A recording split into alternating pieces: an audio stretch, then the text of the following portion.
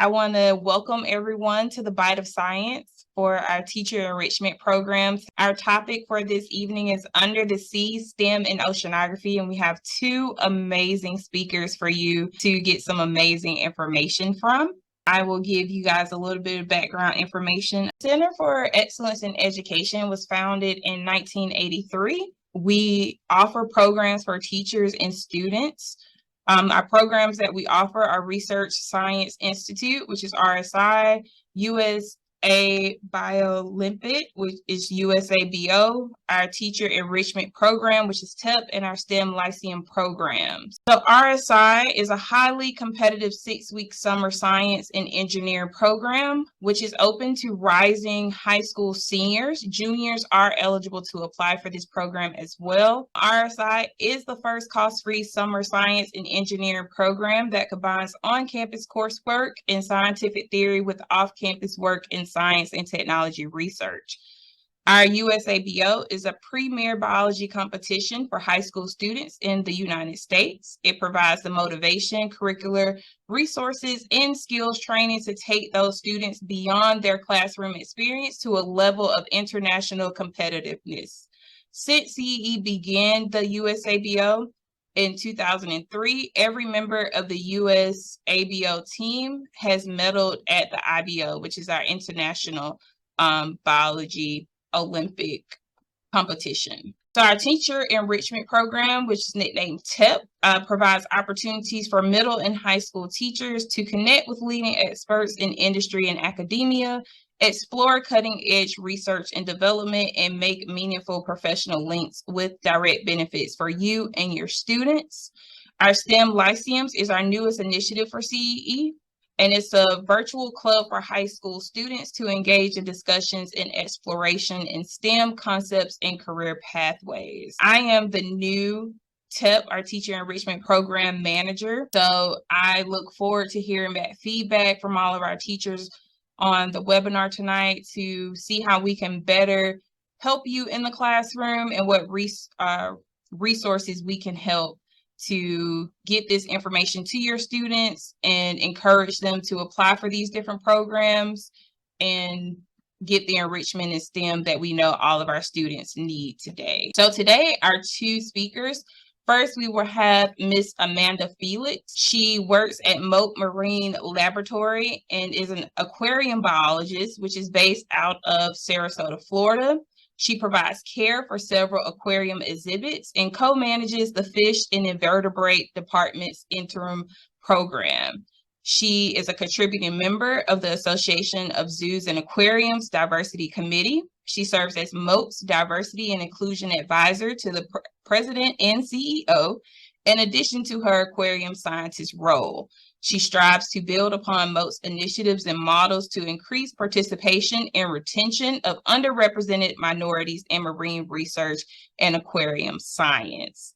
I know, just like myself, we can't wait to hear from Amanda. So at this time, we are going to turn it over to her. Hello, everyone. Nice to meet you. My name is Amanda Felix. I'm an aquarium biologist 3 at Mote Marine Laboratory and Aquarium. And my presentation today is going to be on my scientific role at the aquarium. So the aquarium biologist 3 portion of my role, but as mentioned in the bio, I also serve as the diversity and inclusion advisor to the president and CEO. So I'll start by talking a little bit about me. So I was born and raised in Chicago. So I grew up there and spent my time outdoors. I always had an interest in animals for as long as I can remember. So I went a lot to the Shed Aquarium and stuck my hands in as many touch tanks as I possibly could. And I also very much remember whenever staff would go behind the scenes at the aquarium, I would follow them until the door shut in my face. So I was a very, very curious kid, and I also really liked animals a lot. So I decided, you know what, I think I'm going to be a veterinarian. And then I developed interests in soccer, and I also wanted to be a dolphin trainer. So I had a lot of interests and had to narrow them down. Unfortunately, some of them got narrowed down for me. So, like I said, I wanted to be a veterinarian for a while, and then I did one of those allergy tests that you get done at the doctor's office, and it basically said that I was allergic to every animal, terrestrial animal, I should say. So that kind of knocked veterinarian out. But as I said, I grew up in Chicago. I went to the Shedd Aquarium a lot, so I started doing a lot of programs with them. One of those memorable programs was when I was in high school. It was called High School Marine Biology, and it took teens from all over the Chicagoland area. It gave us a kind of a crash course in marine science. And then we went out on a research vessel for a week as a group and created and actually did our own marine biology research projects. And it was life-changing for me. I knew that I was interested in marine science, but I didn't know if I was going to pursue that or something similar or something in a completely different realm. But once I did that program, I was sold. I was like, marine biology, that's what I want to do. So then after that, I did what any person who's interested in marine biology would do. I went to a college in the middle of nowhere, Iowa, with no water in sight. And I actually got my undergraduate degree in general biology. That ended up being, for me, it was a multitude of things that made that decision as to where I went to college, primarily being that's the college that gave me a very, very good financial aid package, as well as when I actually visited in person. I really, really enjoyed the campus and the community aspect of it. So I ended up going to Grinnell. I graduated with my general biology degree because I said, I'm not sure that I want to narrow myself down to marine biology right off the bat. And I just kind of wanted to keep my options open just in case. So I graduated from Grinnell, and then I did a couple of internships at aquariums across the country and ultimately landed here. And I'll tell you a little bit more about that journey in a little bit. So husbandry. So my actual position as an aquarium biologist falls under this category. And a lot of people don't really know what husbandry is. And essentially, it's the short and long-term care of animals. So in the general umbrella of marine biology, I am a marine biologist. And then when you start to get more specific, I would say that I'm in the field of animal husbandry or aquarium husbandry specifically, because I work with aquariums. And then another name for this is an aquarist.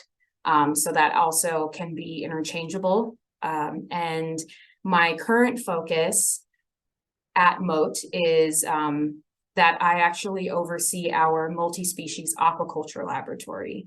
And I will talk about that a little bit, but breeding programs and aquaculture techniques are something that I spend a lot of time focusing on here. So what exactly does an aquarium biologist do? So a lot of people think that it's literally just like wiping the glass and feeding the fish, but it's actually a lot more involved than that, especially at Mote. So we are a smaller nonprofit institution, and we are connected to a research laboratory.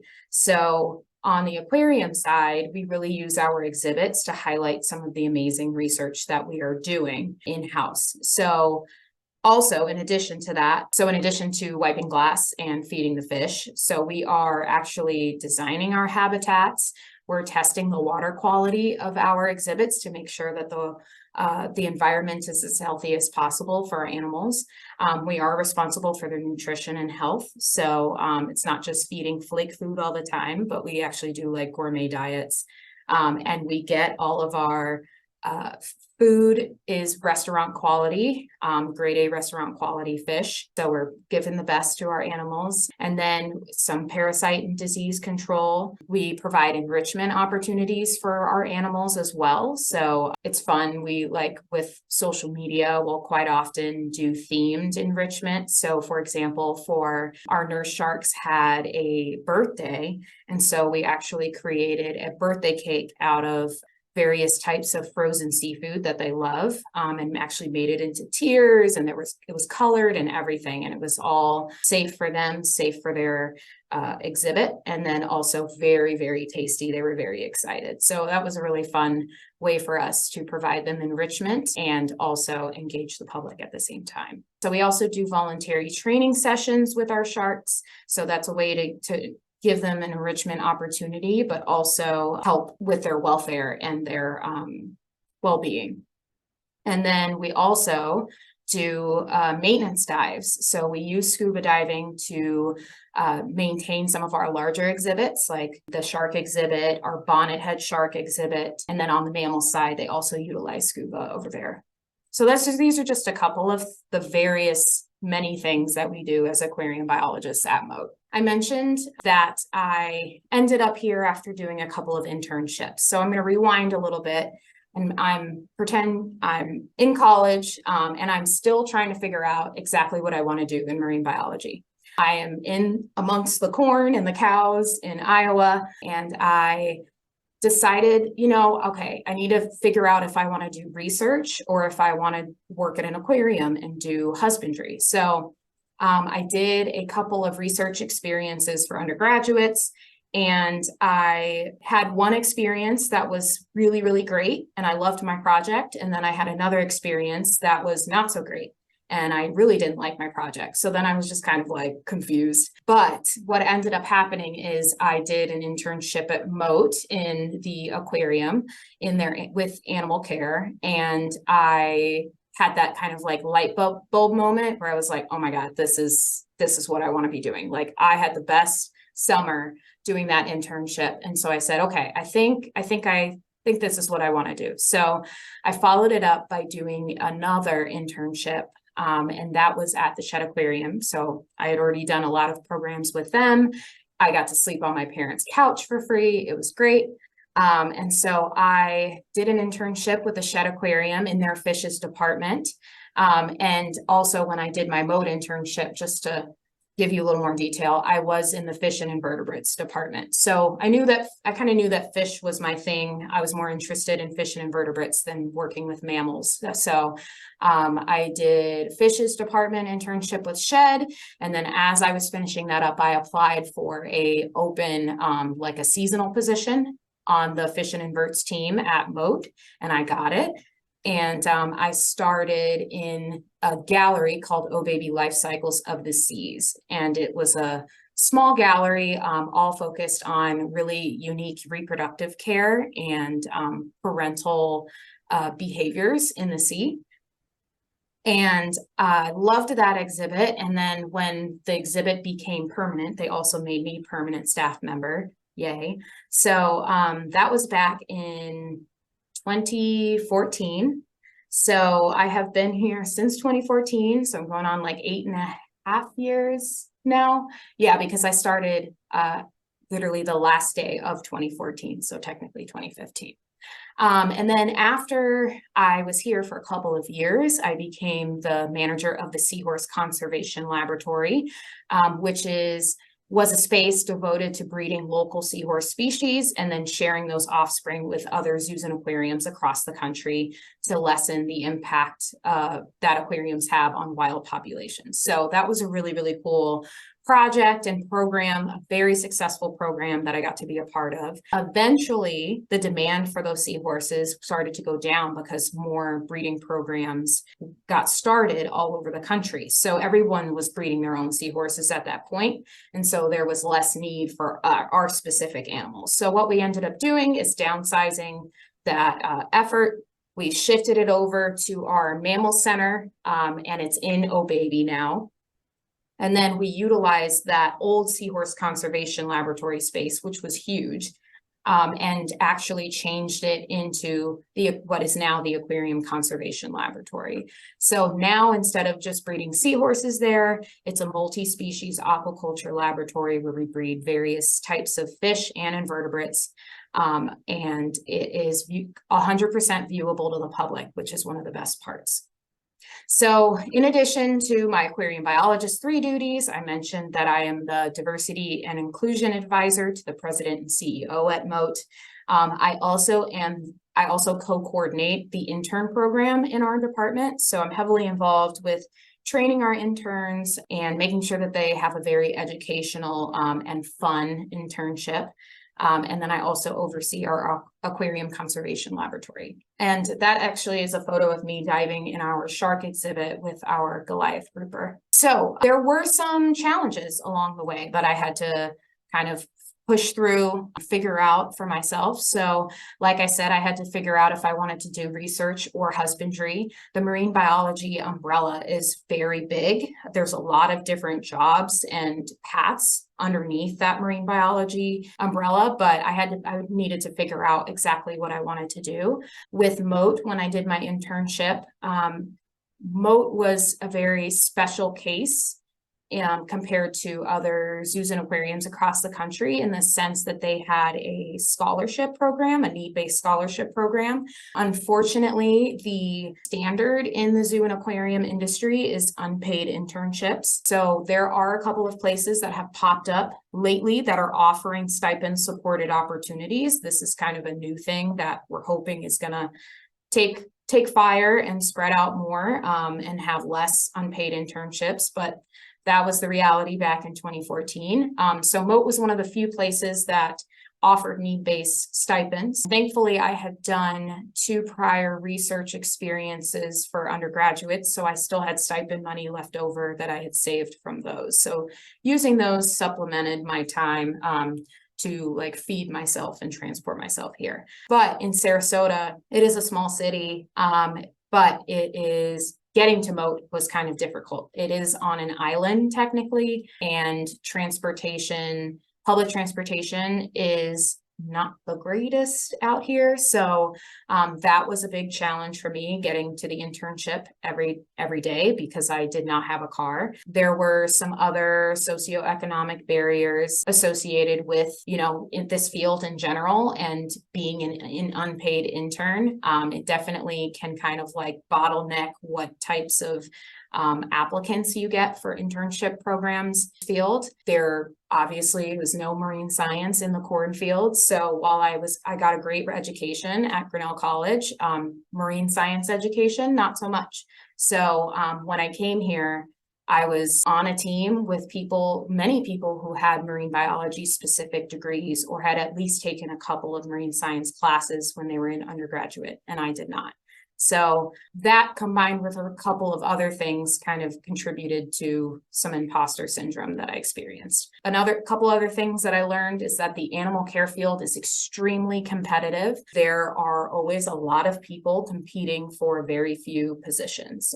So there's always a high volume of applicants for internships, for paid positions. There is a strong lack of minority representation in this field, which I am hoping to do my part in trying to change. And then, as I mentioned, I've dealt with a lot of imposter syndrome, still going to deal with a lot of imposter syndrome sometimes. But that was, in conjunction with coming in without this marine science base that I felt like a lot of my teammates had.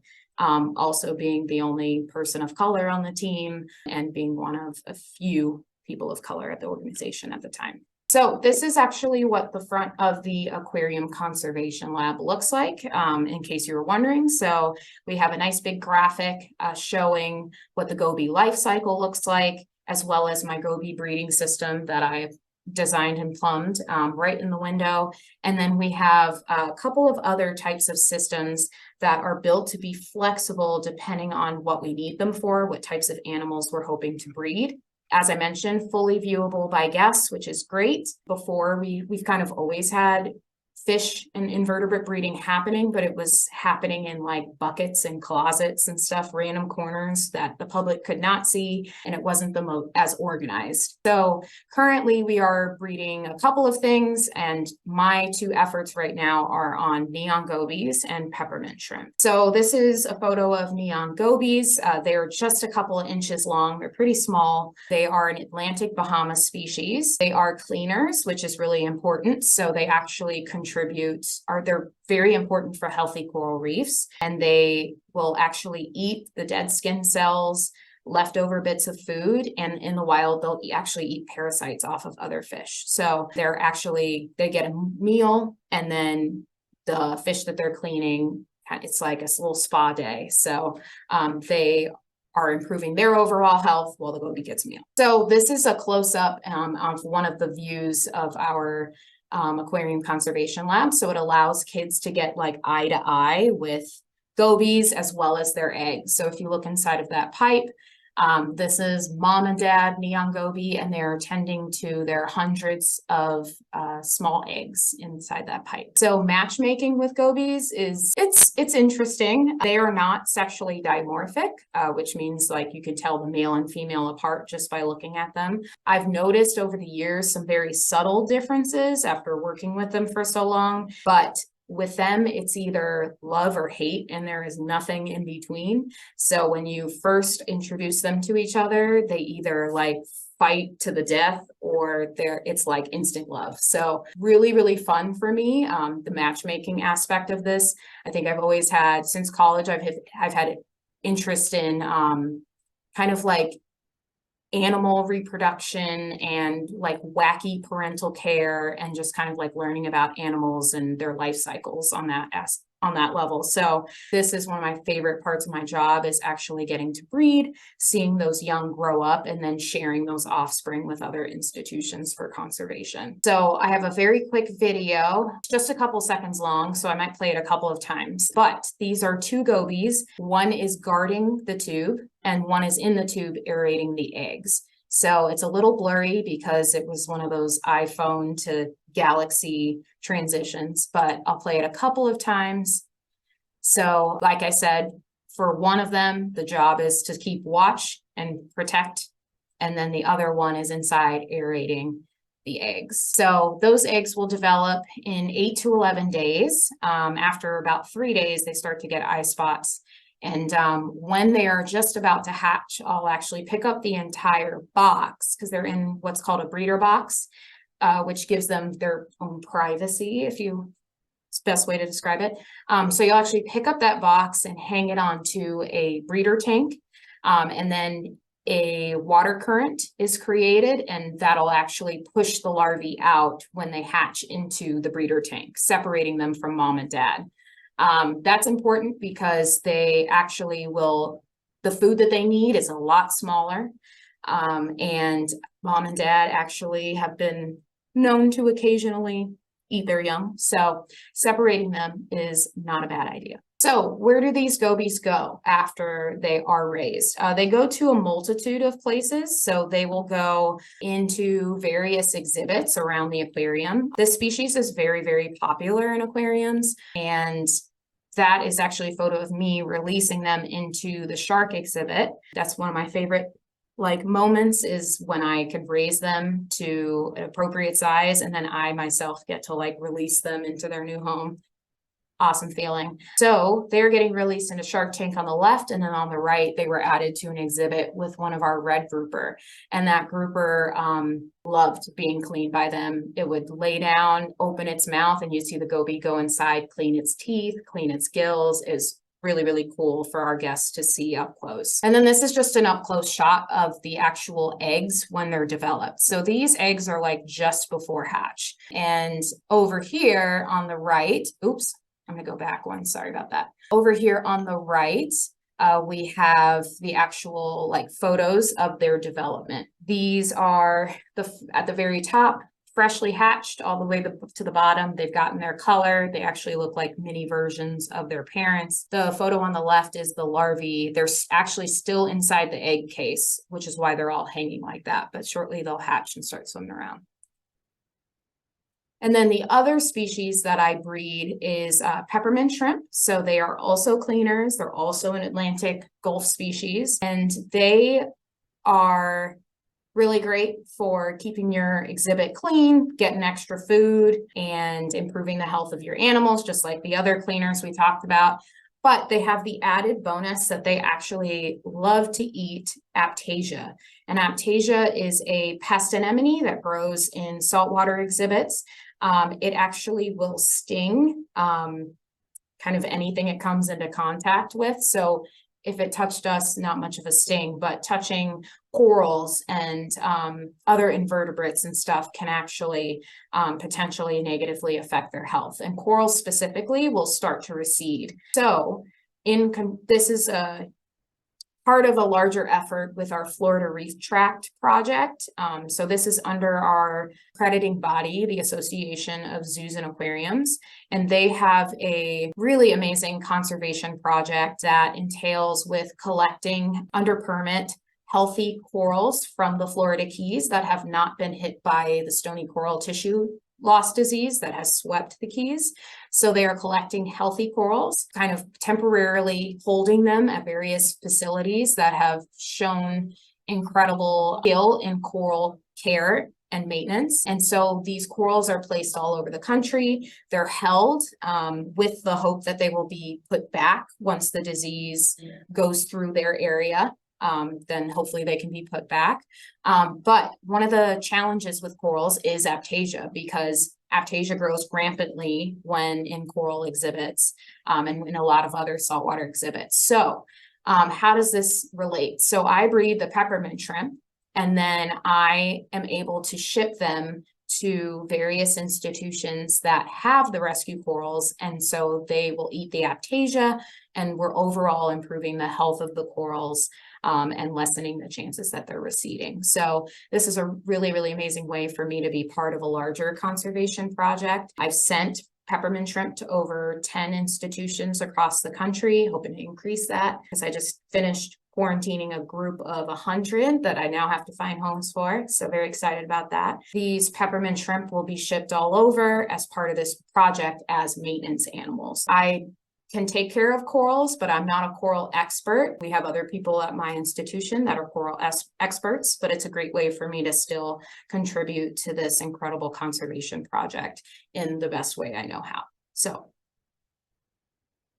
and this is a peppermint shrimp larvae, so it doesn't really look like its parent. And with invertebrates, that's a common deal, is that they come out, they look like aliens, and you don't know what they're supposed to be, or if you do, they just don't look like what they're gonna look like. So this is a larvae at 7 weeks. And those are just very, very fun to take care of. And that's an effort that I've been working on for the last couple of years, and I've been very successful, which is great. And last but not least, I'm just going to briefly touch on this. So I bred striped shrimpfish last year, and there's actually only a couple of places in the world that have successfully bred striped shrimpfish. They're related to seahorses and pipefish, so they are sygnathids. They're an Indo-Pacific species. I found eggs in the exhibit and then was able to successfully raise them to this size. So it was very, very exciting. I'm hopeful that I'll be able to do it again. I've been finding eggs in their exhibit in the last couple of weeks. So hopefully, fingers crossed, I'll be able to do that again. And this career and this kind of the opportunity to work with breeding animals has been really amazing for me. It's one of my favorite parts of my job, and it's super fulfilling to see these animals grow up, and then even more fulfilling to see them have their own offspring or travel to another aquarium. So it's been really, really fun working with all these different species, and I hope to work with more in the future, maybe get my hands on a couple endangered species and contribute to more conservation projects. And that's it for me. Thank you so much, Amanda. That was so interesting that those are organisms I had never heard of, but you were so passionate about them that it definitely makes me want to go and research some more. So our next speaker that we have is Dr. George Matsumoto, who is our Senior Education and Research Specialist at Monterey Bay Aquarium Research Institute. And he received his AB in Marine Biology from the University of California, Berkeley, and his PhD from UCLA. And I can't wait to hear about his research. So I'm going to turn it over. That was a fabulous presentation by Amanda. I got my undergraduate degree from UC Berkeley. Took a little bit of time off after college. My undergraduate degree was in botany, so I studied seaweeds. I worked for 6 months at Catalina Island off the California coast, teaching, and I realized I really enjoyed education as well. Went back to graduate school and got a PhD at UCLA, and my PhD is in jellies, gelatinous zooplankton, which you'll see a little bit of today, but not a whole lot, because what I'd like to talk to you about today is STEM and oceanography and potential careers for your students and some resources that you as teachers might be able to utilize in your classroom. So with that, I'm going to start off by saying that the Monterey Bay Aquarium Research Institute, and this is a picture of us on the beach, is located on the unceded land of the Hueneren and Guachuron peoples. This area was home to a settlement called La Cuesta in the region of Calendarup, which means ocean home place. The native peoples of this area were taken to Mission San Juan Bautista and Mission San Carlos Borromeo de Carmelo. The native people taken to Mission San Juan Bautista are represented today by the Alma Mutsun tribal band, and we were fortunate enough to be able to work directly with the Alma Mutsun Land Trust to develop this land acknowledgement statement. And just to sort of put it in perspective, this is where MBARI is, where that red arrow ends. And San Francisco is up to the north, Los Angeles is down to the south, and we are on the coast of California. And the reason we're here is this incredible, amazing canyon that is to the left of the arrow. And this Monterey Submarine Canyon stretches down to 4,000 meters, 12,000 feet, 2.5 miles down by the time you get about 60 kilometers offshore. And just to put it all in perspective in terms of where we are, this is some other maps showing the bay in 3D, in 3 dimensions, where we are in California, and then where California is located in North America. And there's a video I'd like to play. It's a little bit longer than Amanda's, but it does a great job of talking about MBARI. So I'm going to go ahead and play this.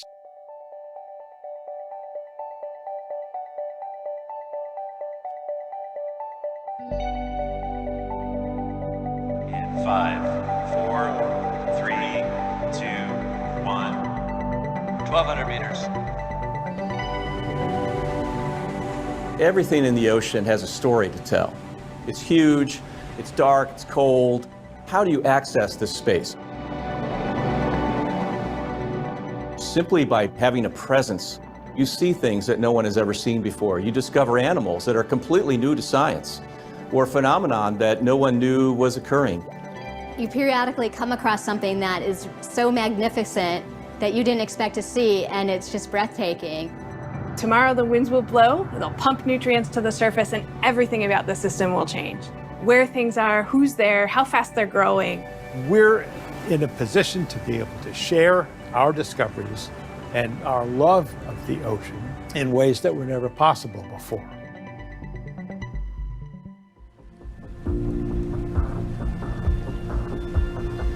There are no departments of chemistry or biology or engineering for that matter. We are all mixed together, and that's very unique. Each side can inspire the other to ask challenging questions and come up with innovative answers. A scientist will know what they're looking for, but the engineer can illustrate the possibilities beyond what the scientist first imagined. And that's the trick, is understanding those differences in language and how we put them together in order to realize the kind of device that we're trying to build. We marry that science and engineering partnership with our marine operations personnel. And the only way to make all that work is to have a group of dedicated professionals to operate the vessels, to operate the equipment, to recover it. It's really that three-legged stool, science, engineering, operations, that allow us to do the things that we do and work as a team.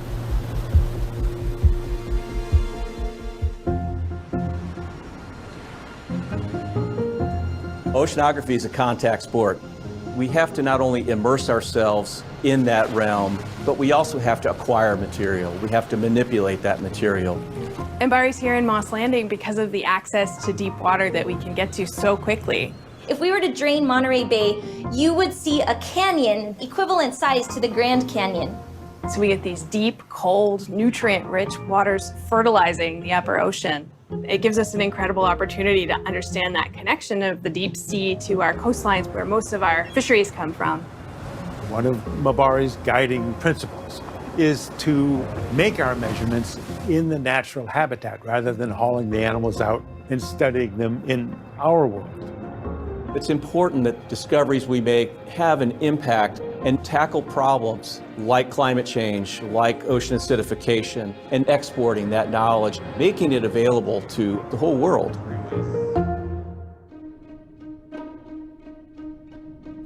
One of the really unique things about MBARI is our partnership with the Monterey Bay Aquarium.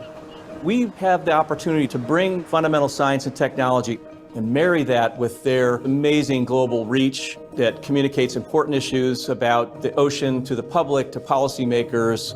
We really want to be transformational as opposed to just incremental in the work we do.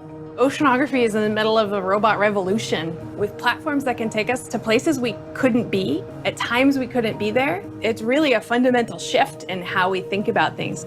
We have new ways of assessing fisheries, better ways of managing precious resources. We're sitting on this mountain of highly curated information here that was being mined to extract quantitative information like who's there, how many, how do they relate to changes in the environment and so forth. And that gives us an incredible ability to think about these things at a grand scale and to make those connections that are really challenging, but that's what we need to do. Just by studying anything in the ocean, you are studying climate change. The ocean is absorbing a tremendous amount of carbon dioxide and absorbing a lot of the heat that's being produced. And the question is, what does that mean for the ocean? What does it mean for the life that depends on the ocean? And what are the consequences in the future? How changes at one step have implications through the entire ocean food web and atoms to ecosystems and all the way up to humans on Earth.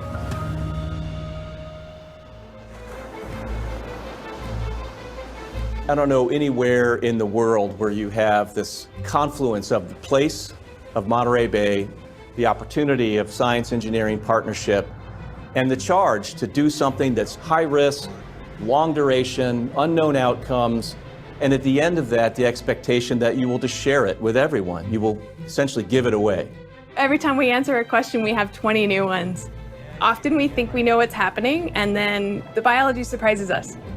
It's really amazing how much MBARI has been able to be the ambassador for the open ocean and the deep sea.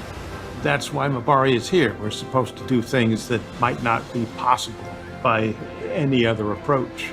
I don't imagine there's another place quite like it.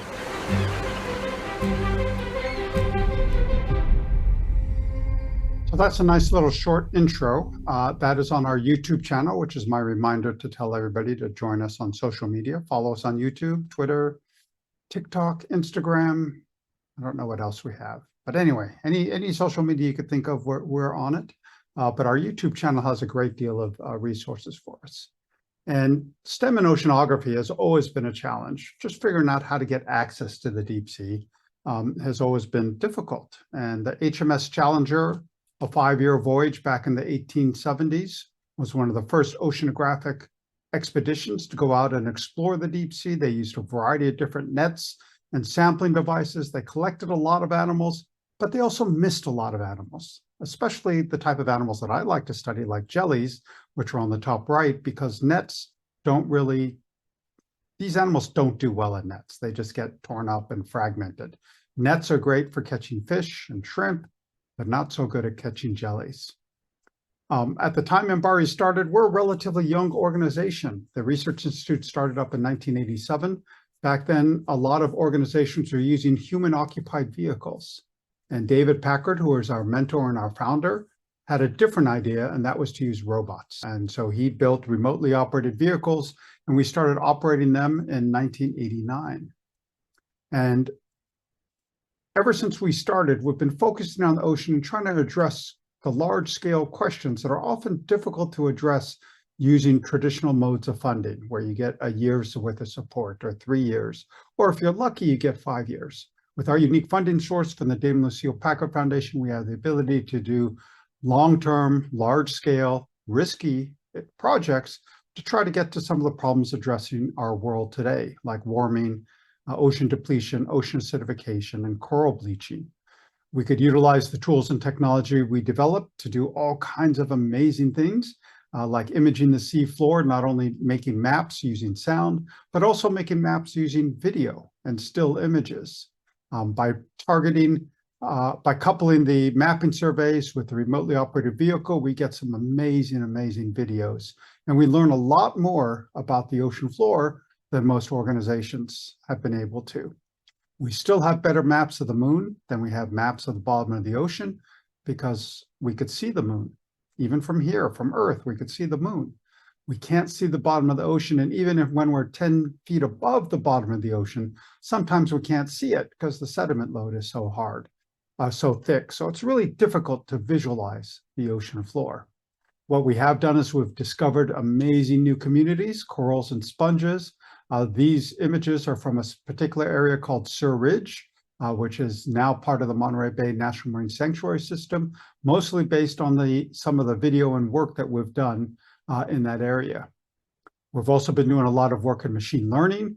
These are all areas that we need students. We need students that are trained in all different fields. Machine learning wasn't an option when I was going to school, but we're using it in almost everything we do now.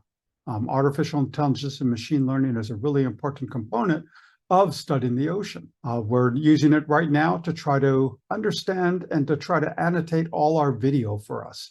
When we take video of the ocean, we're recording video from the minute we hit the water to the minute we get out, and we want to put everything we see on that video into the database.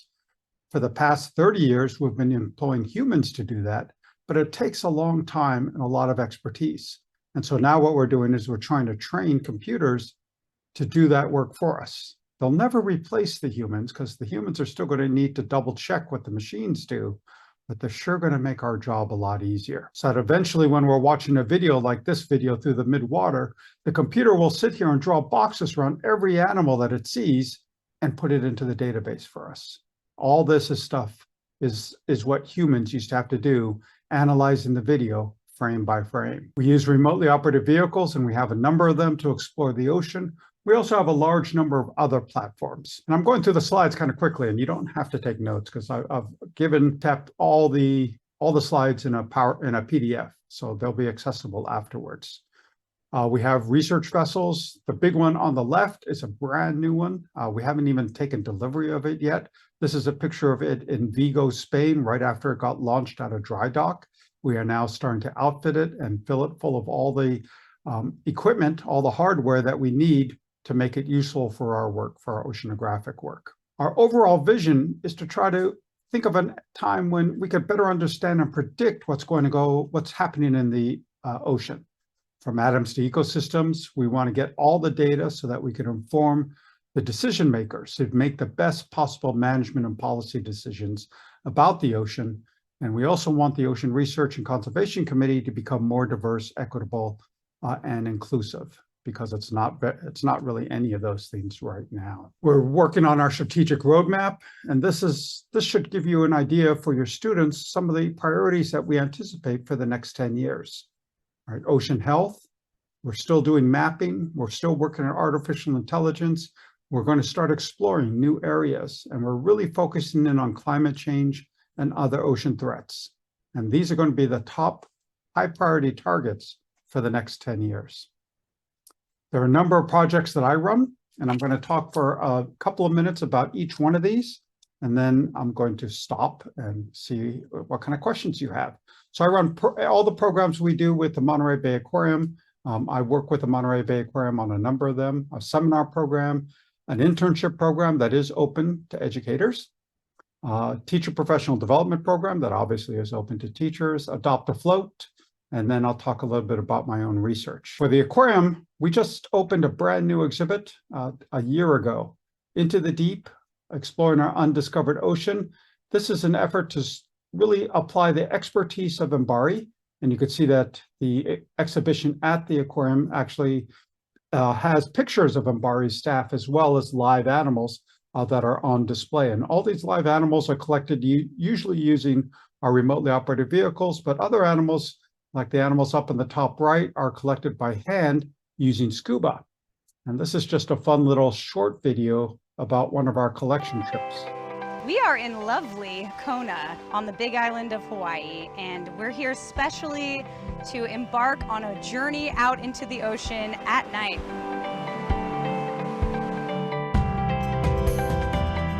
When the sun goes down, all the amazing creatures that live in the deep sea come up at night. And so we're going to be part of that tonight. All right, it's time to do this. We're going in.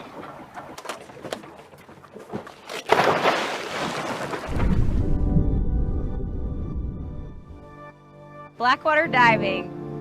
I kind of assume I'll be like an astronaut, you know, going into outer space. You're literally dangling from a boat, drifting like plankton in the sea over 4,000 to 5,000 feet of water. There's glittering animals all around you that are translucent until you shine your light on them. All these creatures that I study in the lab and have tried to learn so much about will be right in front of my face, finally. I'm really lucky and honored to be part of the team doing all the research to display animals that no one's ever seen before. The deep sea is the largest environment on planet Earth, and it's the least studied. So I really hope that we can bring them back to the Monterey Bay Aquarium. We can grow them up, we can learn something about their life cycle, and show them to you on exhibit. I want to blow some minds and expand people's consciousness and what's around them on their planet.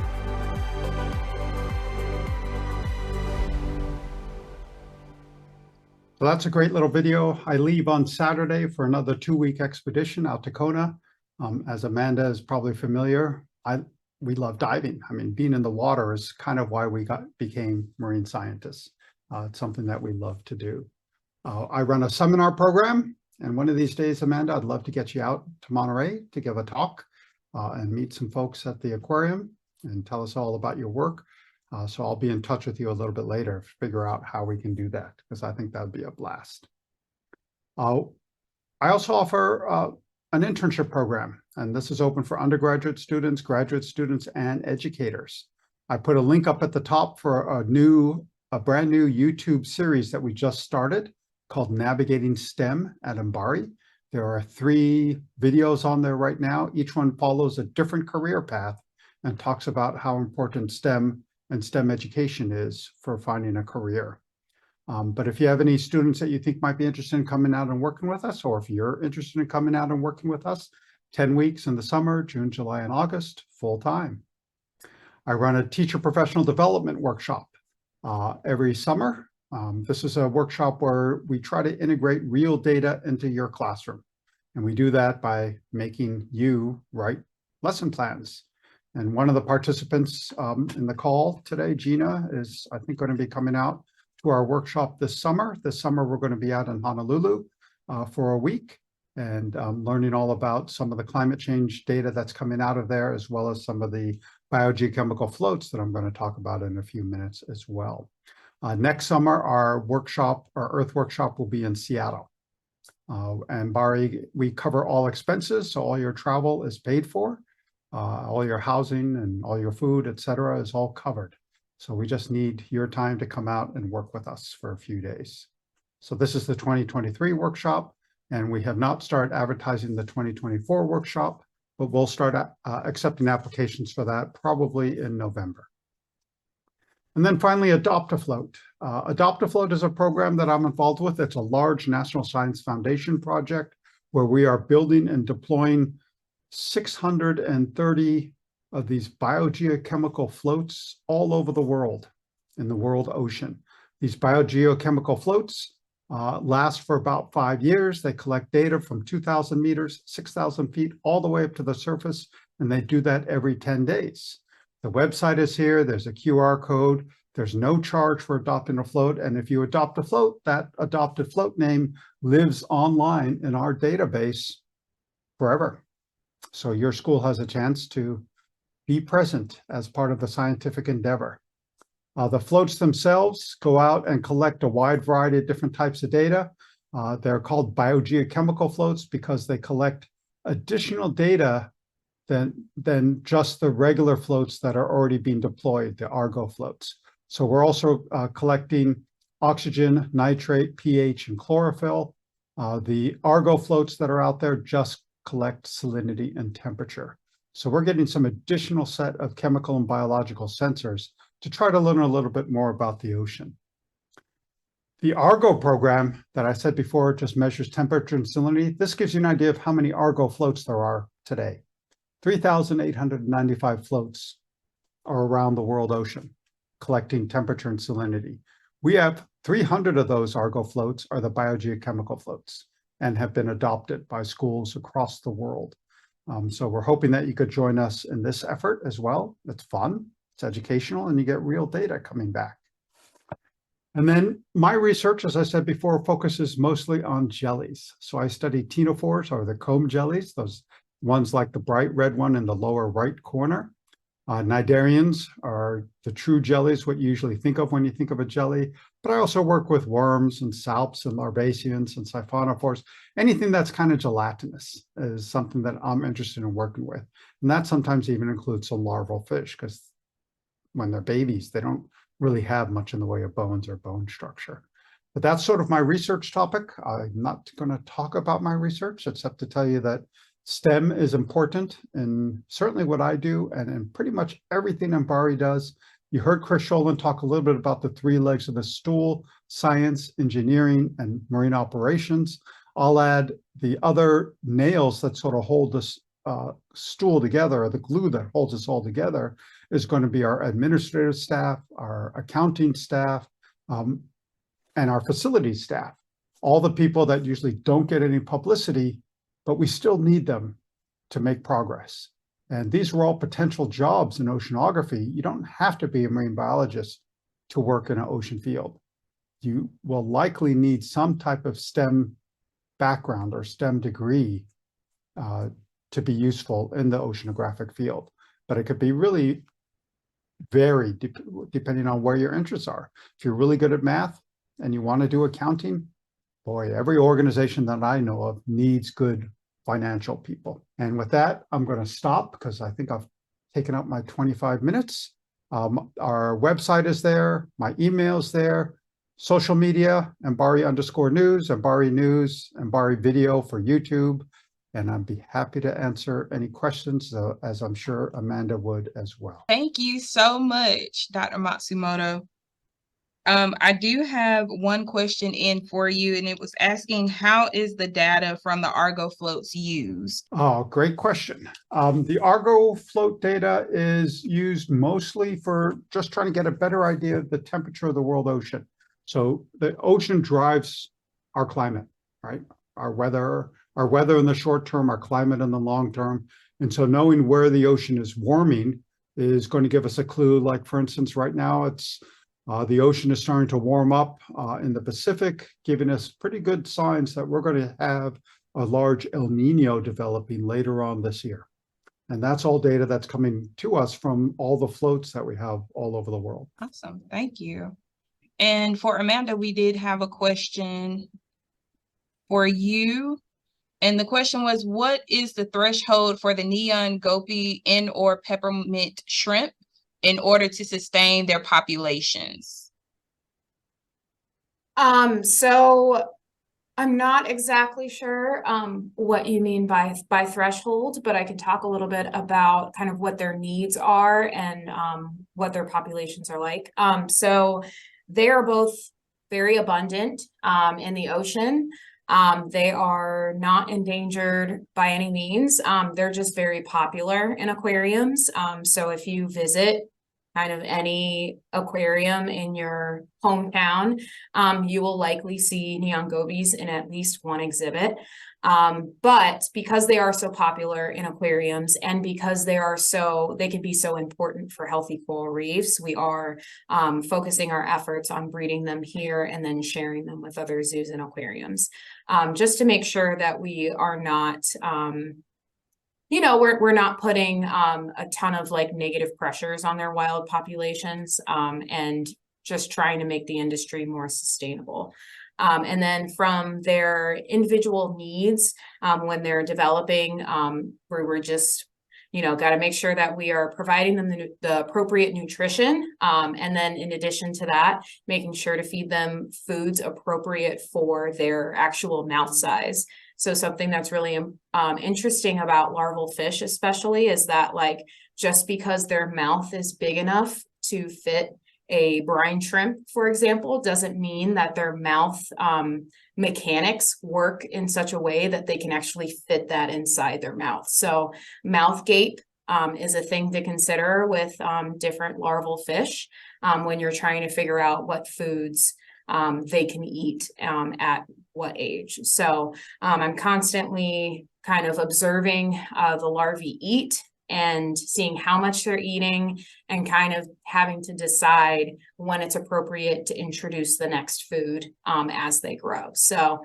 lot to consider, and their food, the various live foods that we offer them are different sizes, but there are adult forms and larval forms of those foods as well. So we kind of have to like map them out size wise, and then kind of progress from food to food. And then eventually we get them eating a combination of live foods and frozen foods for a more well-rounded diet.